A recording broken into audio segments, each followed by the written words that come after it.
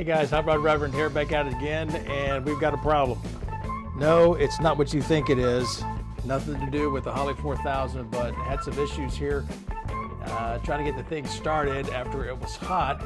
Let's take a look at the video real quick. If you install your thermostat housing ahead of time, it makes it so much easier in my opinion, and that's fine, but we'll go ahead and get all these oriented, all these bolts oriented correctly and getting it down. We will torque from the inside out, so we'll slide this into position and get it ready. This engine's never seen a ECZ 9425A manifold, I'm pretty sure. So I'm leaving some stuff on here. I'm just reusing some of the hardware, different things. This won't be on here too long. I'm still working on my 3-deuce intake, but I did want to run this and show you guys about the Holley 4000 real quick. So we're just going through the motions and getting the studs set. I will re-torque everything for a final torque once the silicone's kind of hazed over. So I know I've done a lot off camera, but this shouldn't be a real big deal. Just all the hardware, of course, running the new fuel line. I do have a problem here. I don't have linkage, so I need to run to the hardware store. This is what I'm going to do. I've got a couple of Heim joints here, but this rod isn't quite long enough, so need about another 3 inches. And we'll get that.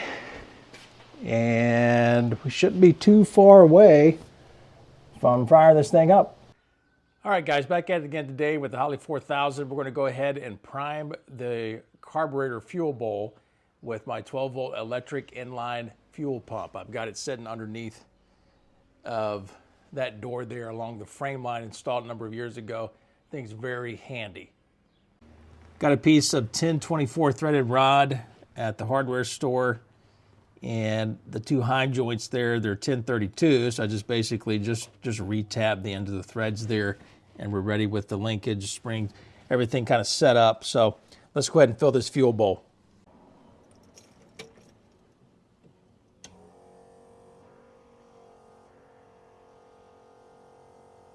Let it go for just a second or two, don't need much.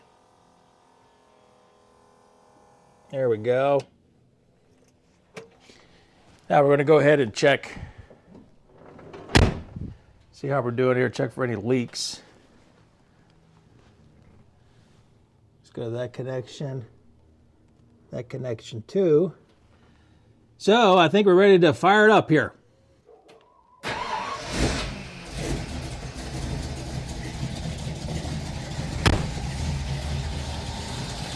Well, that was very fast. Came right open here. So take this camera off and we'll do some checks, make sure we're okay. You can tell that my choke pod needs to be adjusted a little bit more. It is sucking some air through there with the plates. Looks like we don't have any leaks at the back.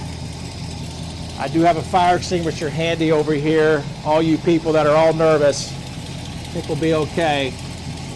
But we want to let this thing get warmed up so we can make some adjustments to the auto mixture screws. Go check out back and see how we're looking. No black smoke or nothing. Everything looking pretty good out here.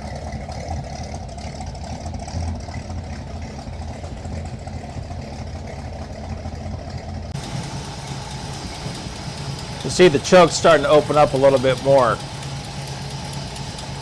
We've been running here about 2.5, 3 minutes or so. So let me get my light. Just always want to check things out, make sure we're okay with nothing cattywampus, leaking or anything. Note I do have the vacuum advance unplugged for right now. So we're just we're sitting here checking stuff out.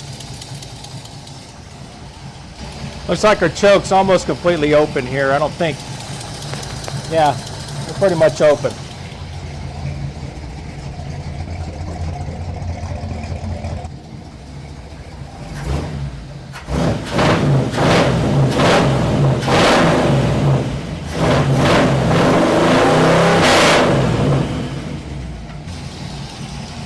She sounds pretty responsive. I'm going to go put this mic down here at the exhaust.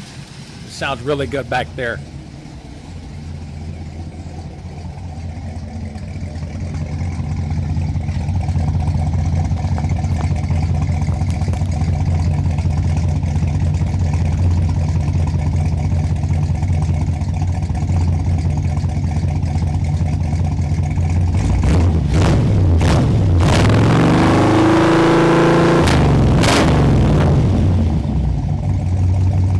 Okay, I'll let this thing get really hot, as you can see.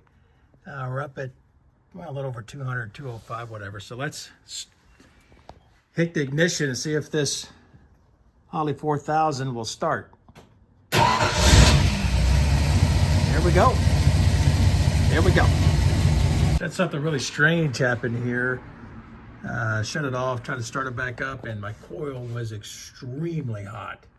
Like, and it's been 10 minutes, that sucker's still hot. It's, wow. So I think I'm gonna swap out the coil because I can't get any spark. And all my connections are fine. So I think that's finally bit the dust. So let me take a look at this. Yep, I pulled the coil off real quick, and got a little ohmmeter attached here. And I'm gonna try to hold the phone and do this at the same time, but may need more hands, I don't know. But just see here, kind of show you what the issue is, because I can't get any resistance whatsoever from this sucker.